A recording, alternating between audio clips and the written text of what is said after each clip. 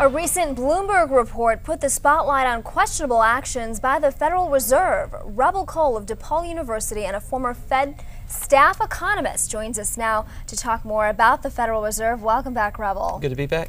So just last week, Bloomberg reported that back in 2008, the Fed loaned $30 billion each to Goldman Sachs, Credit Suisse, and Royal Bank of Scotland at an interest rate of 0.1%. Now, no one, including Congress, knew about this. This is a small part of the bigger picture of the Fed lending out trillions of dollars to U.S. companies and some foreign companies.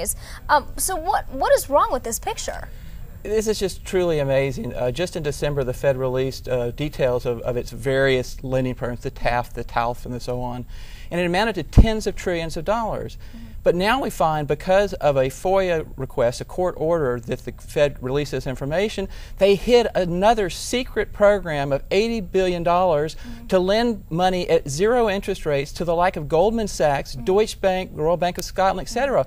Why are they lending to foreign institutions? Why aren't these foreign banks borrowing from their own governments? Why are we underwriting their potential losses? Yeah, what do you think the answer to that is?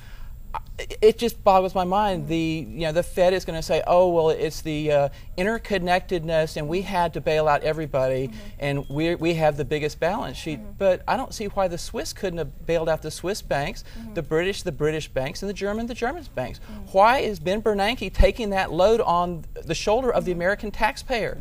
Is the Fed just being too secretive? The Fed has always been secretive, and the Fed has always had independence. But when our children misuse their independence and behave badly, if we take our credit card and they run it up to the max, we take it away from them. I think it's time to rein in the Fed independence. One way is to have annual audits done by the GAO and have them made public.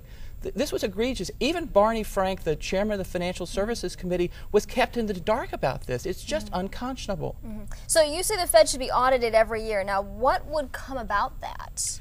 What would result in sunlight is the best disinfectant. Had the American people known that the Fed was lending tens of trillions of dollars back in 2007, 2008, there would have been a huge outcry. Remember, former Treasury Secretary Hank Paulson was pilloried for asking for $800 billion with a B, and the Fed was lending out tens of trillions with a T, and nobody even knew about it at the time.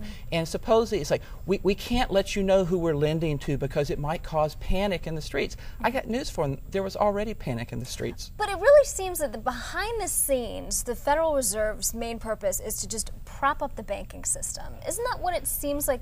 That's what they're trying to do all the time? This is what I find so egregious. Tens of trillions to save Wall Street, zero to save Main Street.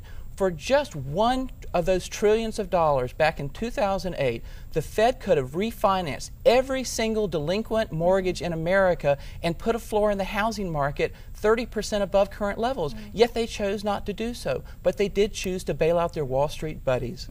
Do we need to restructure the Federal Reserve's purpose then? Do we need to give them a new mandate, a different mandate? Well, their mandate, they have the dual mandate for inflation and employment.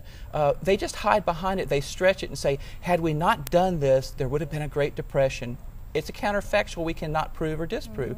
And they use that as a fig leaf in order to do whatever they want. I think what we have to do is hold them accountable. I think Ben Bernanke should be removed for these actions, especially this last one. We have to hold the Fed accountable, and they're simply out of control. And annual audits would hold them accountable in your Annual opinion? audits, more testimony before Congress, more transparency. Again, sunlight is the best disinfectant. All right, thanks very much. Rebel Cole of DePaul University. We appreciate it as always. Thanks.